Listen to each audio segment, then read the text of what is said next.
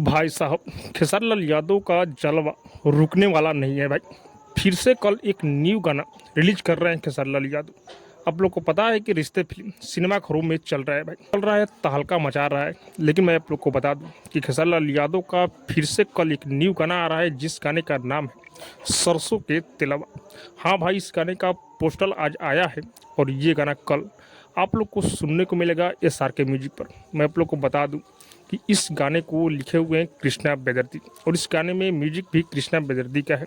और इस गाने को अपने खेसारी लाल यादव और शिल्पी राज गाए हुए हैं भाई।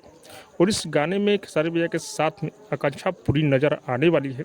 और हाँ, खेसारी लाल यादव का जलवा जारी रहेगा भाई। बहुत ही बेहतरीन, बहुत ही ज़बरदस्त ये गाना होने वाला है।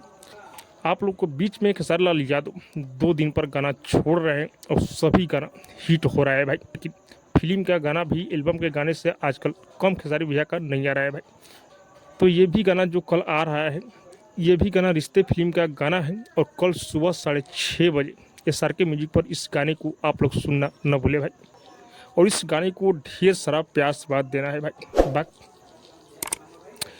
बाकी आपको क्या लग रहा है कमेंट करके जो बताइएगा। और हाँ, अब तक मेरे चैनल को सब्सक्राइब नहीं किए हैं तो सब्सक्राइब कीजिए, लाइक कीजिए, शेयर कीजिए, क्योंकि मैं भोजपुरी का अपडेट आप लोग तक पहुंचाता रहता हूँ।